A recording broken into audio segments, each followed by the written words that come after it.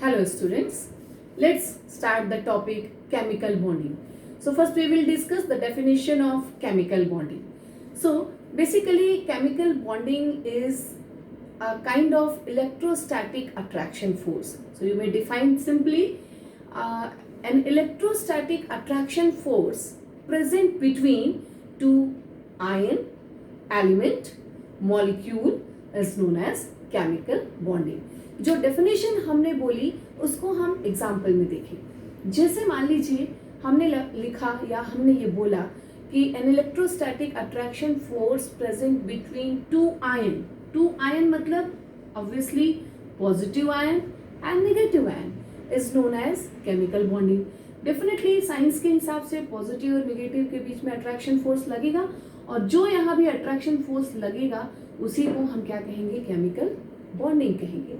Similarly दूसरा point क्या बोला हमने कि an electrostatic attraction force present between two atom मतलब जैसे हाइड्रोजन और हाइड्रोजन के बीच में, या फिर आप ले लीजिए क्लोरीन और क्लोरीन के बीच में, जो भी आप यहाँ पर अट्रैक्शन फोर्स ऑब्जर्व करेंगे वो क्या होगा, केमिकल बॉन्डिंग होगा। या फिर मॉलिक्यूल के बीच में, मॉलिक्यूल जैसे मान लीजिए एक मॉलिक्यूल ले लीजिए वाटर और दो वाटर के बीच में जो बॉन्डिंग होगी, जो अट्रैक्शन फोर्स होगा वो भी केमिकल बॉन्डिंग होगी। कैसे, देखिए वाटर को हम और क्लियर कर लें ऐसा, और हम पहले आपसे डिस्कस कर चुके हैं कि वाटर के मॉलिक्यूल के बीच में बॉन्डिंग होती है और वो हाइड्रोजन बॉन्डिंग कहलाती है। तो आपने क्लियर कर लिया कि simple an electrostatic attraction force present between ion atom और molecule is known as chemical bonding. ठीक है, अब आपके दिमाग में एक क्वेश्चन रेज होना चाहिए कि आखिर ये एलिमेंट बॉन्डिंग क्यों करते हैं। ठीक है, ये क्वेश्चन अगर आपके दिमाग में रेज हो रहा है तो उसका वन वर्ड आंसर अगर हम बताना चाहें तो आप बता सकते हैं, it is due to reason of chemical bonding, it is due to octet principle या ऑक्टेट रूल। अब ये ऑक्टेट रूल क्या है ये समझिए।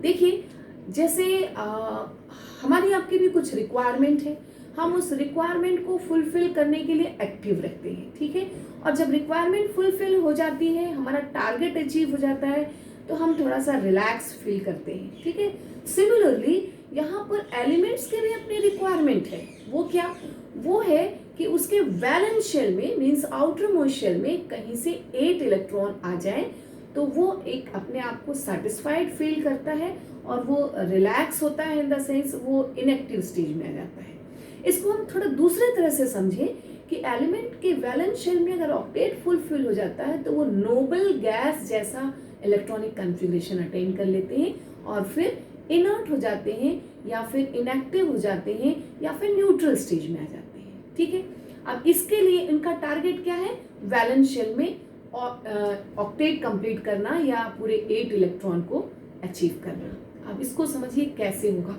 अब यहाँ एक एग्जांपल ले लेते हैं हम, जैसे मान लीजिए Na लिया, Na का इलेक्ट्रॉनिक कॉन्फ़िगरेशन आप क्या लिखेंगे, 281।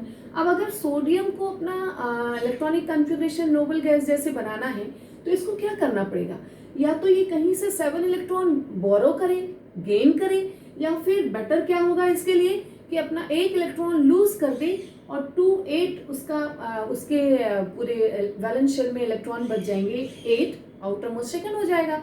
तो इस समय वो नोबल गैस जैसा इलेक्ट्रॉनिक कॉन्फ़िगरेशन अचीव कर लेगा। ठीक है, तब होता क्या है कि सोडियम 1 इलेक्ट्रॉन अपने वैलेंस शेल से निकाल कर किसमें कन्वर्ट हो गया, सोडियम आयन में, और इसका कॉन्फ़िगरेशन क्या हो गया अब 28। लेकिन ध्यान रखिए हमने पिछले वीडियो में भी डिस्कस किया था कि अगर सोडियम को 1 इलेक्ट्रॉन डोनेट करना है तो कहाँ डोनेट करना है, इसको एक्सेप्टर तो मिलना चाहिए। तो क्या होगा, एक दूसरा सुटेबल एग्जांपल यहाँ हम लेते हैं, सपोज करिए क्लोरीन 17, इलेक्ट्रॉनिक कॉन्फ़िगरेशन क्या होगा इसका 287। अगर इसको भी अपना ऑक्टेट फुलफिल करना है तब क्या होगा, ये कहीं से 1 इलेक्ट्रॉन गेन करेगा या तो 7 इलेक्ट्रॉन लूज करे। अपने आप क्लियर समझ में आ रहा होगा आपको कि 7 इलेक्ट्रॉन लूज करना इसके लिए बहुत डिफिकल्ट है, ये 1 इलेक्ट्रॉन लेना प्रेफर करेगा। और आपको मालूम भी है कि ऑक्टेट के बहुत पास में है, ये इलेक्ट्रोनेगेटिव नेचर का है, ये हम पहले डिस्कस कर चुके हैं। तो फाइनली क्या होगा कि ये 1 इलेक्ट्रॉन लेगा। अब यहाँ समझिए, जूम करिए कि सोडियम ने इलेक्ट्रॉन दिया, क्लोरीन को जरूरत थी उसने ले लिया, और अब क्या हुआ, सोडियम निगेटिव आयन में कन्वर्ट हो गया। आपको समझ में आ गया, ये केटायन है और ये एनायन है। क्लियर? अब इसका कॉन्फ़िगरेशन क्या हो गया, 288 नोबल गैस जैसा कॉन्फ़िगरेशन मिल गया इसको।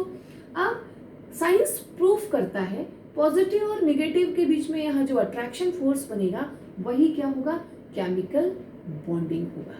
ठीक है, आपको समझ में आ गया? तो अगर इसको हम चाहें तो ऐसे भी रिप्रेजेंट कर सकते हैं, हम लुईस डॉट स्ट्रक्चर से बना सकते हैं। लुईस डॉट स्ट्रक्चर का मतलब हम पहले बता चुके हैं आपको कि वैलेंस शेल के इलेक्ट्रॉन को डॉट के फॉर्म में रिप्रेजेंट करें, वो लुईस डॉट स्ट्रक्चर होगा यहाँ पे। तो सोडियम के लिए क्या करेंगे, वैलेंस शेल पे एक ही इलेक्ट्रॉन है, और क्लोरीन के वैलेंस शेल में कितने इलेक्ट्रॉन है, टोटल 7। इसको 1 डोनेट करना है, इसको 1 एक्सेप्ट करना है। क्या होगा, इस तरह से ये पॉजिटिव हो जाएगा, ये नेगेटिव हो जाएगा, और इनके बीच में जो अट्रैक्शन फोर्स बना वही यहाँ पर क्या लिखा जाएगा, केमिकल बॉन्डिंग, और आपको रिजल्ट क्या मिल जाएगा, एक NaCl मॉलिक्यूल मिल जाएगा।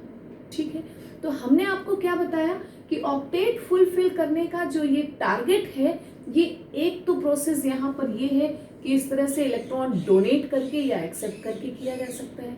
क्या दूसरा भी कोई ऑप्शन है? बिल्कुल है। दूसरा कौन सा ऑप्शन है, म्यूचुअल शेयरिंग करके।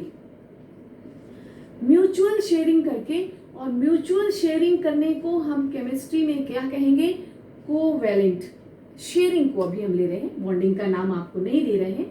कैसे, देखिए, जैसे मान लीजिए हम क्लोरीन के ही 2 एटम ले लें, है ना, तो क्लोरीन के वैलेंस शेल में कितने इलेक्ट्रॉन है यहाँ पर, 7। 2 क्लोरीन ले लीजिए, दोनों क्लोरीन को एक एक इलेक्ट्रॉन की जरूरत है। अब दोनों ही क्लोरीन इलेक्ट्रॉन दे नहीं सकते हैं क्योंकि दोनों को जरूरत है, 7 दोनों के पास है। तब क्या करेंगे, इन लोगों ने एक एग्रीमेंट साइन कर लिया, इन्होंने शेयरिंग कर ली।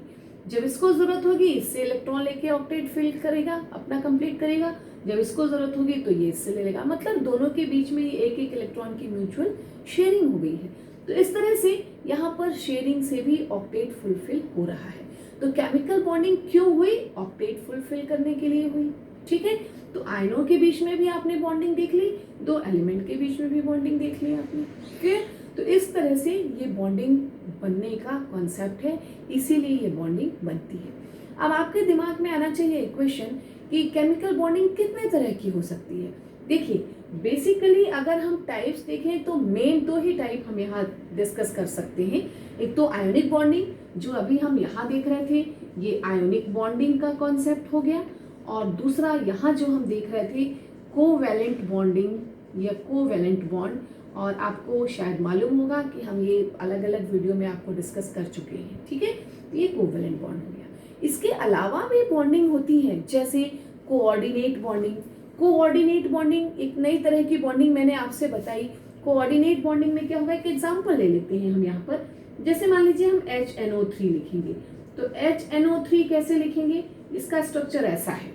क्यों है इसका स्ट्रक्चर, ये देखिए, हाइड्रोजन की वैलेंसी 1 है, ये 1 डैश से रिप्रेजेंट हो गया।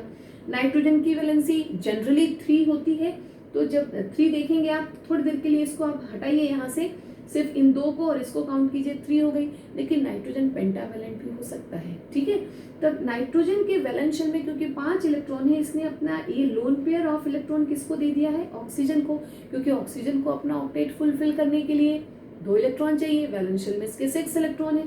तो ये जो बॉन्डिंग है, ये जो 2 इलेक्ट्रॉन का donation but in shared form, ये हमने एरो से रिप्रेजेंट किया है, यही अपने आप में कोऑर्डिनेट बॉन्डिंग है। ठीक है, तो इस तरह से ये बॉन्डिंग है। इसके अलावा आप देख सकते हैं हाइड्रोजन बॉन्डिंग है, इसका भी आपको हम वीडियो प्रोवाइड कर चुके हैं। और फिर मेटेलिक बॉन्डिंग है, मेटल के बीच में जो मेटल के पार्टिकल्स एटम्स के बीच में जो अट्रैक्शन फोर्स है वो मेटेलिक बॉन्डिंग होगा। ठीक है, तो होपफुली आपको ये क्लियर हुआ होगा कि केमिकल बॉन्डिंग क्या है, केमिकल बॉन्डिंग क्यों बनती है, केमिकल बॉन्डिंग किसके बीच में बनती है। अगर आप चाहें तो और डिटेल में आप ionic bonding, covalent bonding, hydrogen bonding, ये सारे बॉन्डिंग के छोटे छोटे वीडियोस आपको प्रोवाइड किए जा चुके हैं। आप उस पे जाइए और उसको देख के डिटेल में समझ सकते हैं। ये बेसिक आपका कॉन्सेप्ट क्लियर हो गया कि ऑक्टेट फुलफिल करने के लिए ये जो एटम है या आयन है, एटम आयन में कन्वर्ट होता है और फिर बॉन्डिंग बन जाती है। ठीक है, आगे देखिए, क्या कोई ऑक्टेट का भी एक्सेप्शन है? ये भी आपके दिमाग में साथ में आना चाहिए। बिल्कुल है। चलिए हम ऑक्टेट के एक्सेप्शन की बात यहाँ पे कर लेते हैं। ऑक्टेट के एक्सेप्शन में दो तरह के एक्सेप्शन होंगे। देखिए स्टैंडर्ड तो हमने बना दिया कि उसमें 8 इलेक्ट्रॉन फुलफिल होना चाहिए, तो एक्सेप्शन क्या होगा? पहला होगा ऑक्टेट डेफिशिएंट, ठीक है ना। ऑक्टेट डेफिशिएंट का मतलब जिसमें 8 से कम इलेक्ट्रॉन हो फिर भी मॉलिक्यूल बन जाए, है ना। तो पहला लिया हमने ऑक्टेट डेफिशिएंट। अब सोचिए कि क्या ऐसा कोई मॉलिक्यूल है जो ऑक्टेट डेफिशिएंट में बन सकता है? बिल्कुल है। जैसे मान लीजिए हम यहाँ ले रहे हैं BF3, एक मॉलिक्यूल है, इसमें ऑक्टेट डेफिशिएंसी है। कैसे? इसका लुईस डॉट स्ट्रक्चर बनाइए, आपको तुरंत समझ में आएगा। बोरॉन एटॉमिक नंबर 5, 20 तक तो आपको याद ही है। 5 वैलेंस शेल में कितने इलेक्ट्रॉन है? 3 है, और ये 3 फ्लोरीन के साथ शेयर करेगा। कैसे? फ्लोरीन का एटॉमिक नंबर 9, वैलेंस शेल में टोटल 7 इलेक्ट्रॉन आप यहाँ दे सकते हैं। इस बोरॉन और फ्लोरीन ने इस तरह से शेयरिंग कर ली, और यही कॉन्सेप्ट आपको कितने बार मिल जाएगा? 3 टाइम्स मिल जाएगा। इस तरह से यहाँ शेयरिंग हो गई। यहाँ देखिए ये भी तीसरे फ्लोरीन के साथ शेयरिंग हो गई। ये कंपाउंड क्या मिल गया? BF3। तीनों फ्लोरीन ने अपना अपना ऑक्टेट कंप्लीट किया। 7 वैलेंस में इलेक्ट्रॉन थे और एक उनको शेयरिंग से मिल गया। लेकिन बोरॉन के पास कितने इलेक्ट्रॉन हुए? 3 वैलेंस शेल में है और 3 शेयरिंग से, तो टोटल 6 ही हुआ ना। तो ये एक ऐसा मॉलिक्यूल है जो ऑक्टेट डेफिशिएंट मॉलिक्यूल है, ठीक है। इसी तरह से दूसरा हो सकता है सुपर ऑक्टेट मॉलिक्यूल, ठीक है। ऑक्टेट डेफिशिएंट में मैंने एक ही एग्जांपल डिस्कस किया है, BF3, और भी कई एग्जांपल हैं। इवन जैसे आप हाइड्रोजन को ही ले सकते हैं, हाइड्रोजन ऑक्टेट नहीं फुलफिल कर सकता, छोटा है, फर्स्ट शेल है उसमें, ये डुप्लेट फुलफिल करता है, ठीक है। और भी एग्जांपल BeCl2 भी आप देख सकते हैं, वहां भी ऑक्टेट कंप्लीट कैसे होगा अगर शेयरिंग होगी तो आप देख सकते हैं। यहाँ देखिए सुपर ऑक्टेट मॉलिक्यूल की बात कर रहे हैं। सुपर ऑक्टेट मतलब कि ऑक्टेट से ज्यादा ऐसा कोई मॉलिक्यूल बन रहा होगा जिसमें हो सकता है किसी कंपोनेंट के पास 8 से भी ज्यादा इलेक्ट्रॉन हो, तब वो मॉलिक्यूल बन रहा है। बिल्कुल हो सकता है। एग्जाम्पल जैसे आपके पास PCl5 है, SF6 है, ऐसे और भी एग्जाम्पल है। हम इसमें से एक एग्जाम्पल को डिस्कस करते हैं। कौन सा एग्जाम्पल ले लें? चलिए PCl5 ले लें, ठीक है। फॉस्फोरस का एटॉमिक नंबर 15 है, कॉन्फ़िगरेशन 285 है, आपको मालूम है। क्लोरीन का 17 है और 287 है। इसका लुईस डॉट स्ट्रक्चर बना लीजिए, आपको समझ में आ जाएगा। कैसे? यहाँ देखिए फॉस्फोरस के वैलेंस शेल में टोटल इलेक्ट्रॉन का नंबर आपको मिल रहा है 5, ठीक है, 2 4 5। 5 क्लोरीन के साथ इसको शेयर करना है। हर क्लोरीन के पास कितने इलेक्ट्रॉन है? 7। ये देखिए मैंने एक कंप्लीट कर दिया, ठीक है। दूसरा क्लोरीन लिया, दूसरा क्लोरीन में इसी तरह से आप यहाँ इसका ऑक्टेट कंप्लीट कर लीजिए। तीसरा क्लोरीन ले लीजिए, ये कंप्लीट कर लिया। इसी तरह से फोर्थ ले लीजिए, ये भी कंप्लीट हो गया। और अब 5th क्लोरीन ले लीजिए, ये भी कंप्लीट हो गया, ठीक है। तो क्या आपने कंक्लूड किया कि हर क्लोरीन ने अपना ऑक्टेट फुलफिल किया, और फास्फोरस के पास कितने इलेक्ट्रॉन हो गए? 5 तो इसके वैलेंस शेल में थे, 5 उसको शेयरिंग से मिल गए, तो टोटल 10 इलेक्ट्रॉन हो गए। तो इस तरह से PCl5 एक ऐसा मॉलिक्यूल बन गया जो सुपर ऑक्टेट मॉलिक्यूल है, ठीक है। तो यहाँ पर आप SF6 भी इसी तरह से ड्रॉ कर सकते हैं। ये कॉन्सेप्ट आपको क्लियर हुआ? एक बार जल्दी से रिवाइज करते हैं। केमिकल बॉन्डिंग है क्या चीज? मैंने ऐसा जैसा आपको बताया कि बेसिकली ये एक इलेक्ट्रोस्टैटिक अट्रैक्शन फोर्स है। किसके बीच में? आयन के बीच में, एटम के बीच में, मॉलिक्यूल के बीच में, ठीक है। अगर आयन के बीच में आप देख रहे हैं तो एग्जाम्पल आयनिक बॉन्डिंग का ले लीजिए।